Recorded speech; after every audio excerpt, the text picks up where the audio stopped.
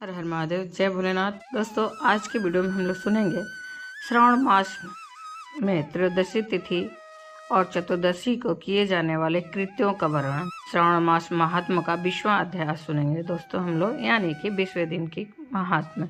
ईश्वर बोले, हे सनत कुमार, अब मैं आपके समक्ष त्रयोदशी तिथि का कृत्य कहता हूँ। इस दिन 16 उपचारों से कामदेव का पूजन करना चाहिए। अशोक, मालती पुष्प, देवताओं को प्रिय कमल, कौशुंभ तथा वकुल पुष्पों और अन्य प्रकार के सभी सुगंधित पुष्पों, रक्त अक्षत, पीले चंदन, शुभ सुगंधित द्रव्यों तथा पुष्टि प्रदान करने वाले तथा तेज की वृद्धि करने वाले अन्य पदार्थों से पूजन करना चाहिए। नैवेद्य और मुख के लिए रोचक तांबूल अर्पित करना चाहिए। तांबूल मतलब कि पान में चिकनी उत्तम सुपारी, खैर, चूना, जावित्री, जायफल, लवंग, इलायची, नारिकेल के बीज के छोटे टुकड़े, सोने तथा चांदी के पात्र, कपूर और केसर, इन पदार्थों को मिलाकर अर्पित करना चाहिए। मगध देश में उत्पन्न होने वाले श्वेत वर्ण पके हुए पुराने दृढ़ तथा रसमय तांबूल सम्रासुर के शत्रु कामदेव की प्रसन्नता के लिए अर्पित करना चाहिए। उसके बाद मोम से बनाई गई बत्तियों से कामदेव का निरंजन करें और पुनः पुष्पांजलि प्रदान करें। इसके बाद उनके नामों से प्रार्थना करें, जो इस प्रकार से है। समस्त उपमाओं में सुंदर तथा भगवान का पुत्र प्रद्युम्न, मीनकेतन, कंदर्प, अनंग, मन्मथ, मार, कामात्म संभूत, झस, केतु और मनोभव कस्तूरी से सुशोभित, जिनका वक्ष स्थल आलिंगन के चिन्हों से अलंकृत है। हे पुष्प धनवन, हे सम्रासुर के शत्रु, हे कुसुमेश, हे रतिपति, हे मकरध्वज, हे पंचेश, हे मदन, हे मसर, हे समर, हे सुंदर, देवताओं की सिद्धि के लिए आप शिव के द्वारा दग्ध हो गए। उसी कार्य से आप परोपकार की मर्यादा कहे जाते हैं। आपके दिग्विजय करने में बसंत की सहायता निमित्त मात्र है। इंद्र दिन रात आपका मनोरंजन करने में लगे रहते हैं, क्योंकि अपने पद से च्युत होने की शंका में वे तपस्वियों से भयभीत रहते हैं। आपके अतिरिक्त दृढ़ मन वाला कौन है जो शिव जी से विरोध कर सकता है?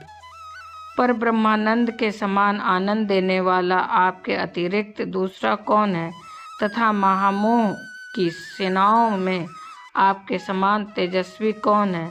अनिरुद्ध के स्वामी और मलयगिरी पर उत्पन्न चंदन तथा अगरू से सुवासित विग्रह वाले जो देवेश कृष्ण पुत्र हैं, वह आप ही हैं। हे शरतकालीन चंद्रमा के उत्तम मित्र, हे जगत की सृष्टि के कारण, जगत पर विजय के समय दक्षिण दिशा तथा पवन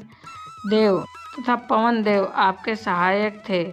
हे नाथ, आपका अस्त्र महान, निष्फल न होने वाला, अत्यंत दूर तक जाने वाला, मर्मस्थ का छेदन करने वाला, करुणा शून्य तथा प्रतिकार रहित है। सुना गया है कि वह अत्यंत कोमल होते हुए भी महान क्षोभ करने वाला और अपने तुल्य पदार्थ को भी दर्शन मात्र से ही क्षुभित करने वाला है। जगत पर विजय करने में सहायक होने से प्रवृत्ति ही आपका मुख्य अलंकार है। हे विभो, आपने सभी श्रेष्ठ देवताओं को उपहास के योग्य बना दिया है, क्योंकि ब्रह्मा जी अपनी पुत्री में कामासक्त हो गए, विष्णु जी वृंदा में अनुरक्त कहे गए हैं और शिव जी पर स्त्री के कारण अस्पृश्य हो गए हैं। हे मादन, यह वर्णन मैंने मुख्य रूप से किया है, अधिक कहने से क्या लाभ। इस लोक में अपने वश में रहने वाले ब्राह्मण विरले हैं, अतः हे भगवान, इसकी गई पूजा से आप प्रसन्न हो। श्रावण मास में शुक्ल पक्ष की त्रयोदशी तिथि के दिन पूजा करके कामदेव प्रवृत्ति मार्ग के विषयासक्त व्यक्ति को अत्यधिक पराक्रम तथा शक्ति करते हैं और निवृत्ति मार्ग में संलग्न व्यक्ति से अपने विकार को हर लेते हैं। श्रावण मास में शुक्ल पक्ष की त्रयोदशी तिथि में अपनी पूजा के द्वारा संतुष्ट होकर ये कामदेव सकाम पुरुष को अनेक प्रकार के अलंकारों से भूषित तथा मनोरम स्त्रियां प्रदान करते हैं और दीर्घजीवी गुणों से संपन्न सुख देने वाले तथा श्रेष्ठ वंश परंपरा वाले अनेक पुत्र देते हैं। हे मादन, त्रयोदशी तिथि का जो शुभ कृत्य है उसे मैंने कह दिया। अब चतुर्दशी तिथि में जो करना चाहिए उसे सुनिए। अष्टमी की देवी का पवित्रारोपण करने को मैंने आपसे कहा है।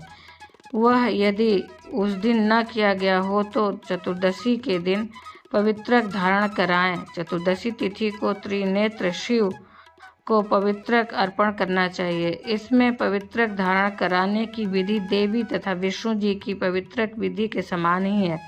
केवल प्रार्थना तथा नाम आदि में अंतर कर लेना चाहिए। शैव आगम तथा जाबाल आदि ग्रंथों में इसकी जो विधि है उसी को मैंने कहा है।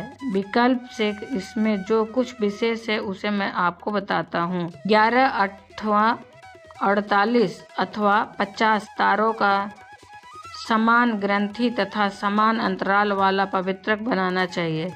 पवित्रक 12 अंगुल प्रमाण के, 8 अंगुल प्रमाण के, 4 अंगुल प्रमाण के अथवा पूजित शिवलिंग के विस्तार के प्रभाव वाले बनाकर शिव जी की प्रसन्नता के लिए अर्पण कर देने चाहिए। विधि पहले बताई गई है, फल आदि पहले कहे जा चुके हैं। जो इस व्रत को करता है वह कैलाश लोक प्राप्त करता है। हे वत्स, मैंने यह सब आपसे कह दिया, अब आप और क्या सुनना चाहते हैं। इस प्रकार श्री स्कंद पुराण के अंतर्गत ईश्वर सनत कुमार संवाद में श्रावण मास महात्म्य में त्रयोदशी चतुर्दशी कर्तव्य कथन नामक 20वां अध्याय पूर्ण हुआ। दोस्तों, उम्मीद करते हैं आप प्रतिदिन की कथा और महात्म्य को सुनकर पुण्य के भागीदार हो रहे होंगे। यदि यह वीडियो आपके लिए तनिक मात्र भी उपयोगी है तो आप मेरे वीडियो को अवश्य ही लाइक करिए। एक छोटा सा लाइक आपको हम लोगों को प्रेरणा देता है, जिससे कि हम लोगों को आगे वीडियो बनाने की हिम्मत मिलती है। और आप पहली बार मेरे चैनल पर आए हैं तो मेरे चैनल को सब्सक्राइब करिए, बेल नोटिफिकेशन अवश्य ही दबाइए, जिससे कि आने वाली वीडियो आपको समय से प्राप्त हो सके। कोई भी प्रश्न या सुझाव कमेंट बॉक्स में लिख सकते हैं। फिर मिलते हैं दोस्तों एक नए अध्याय के साथ नए वीडियो में। तब तक के लिए हर हर महादेव, जय भोलेनाथ। धन्यवाद दोस्तों।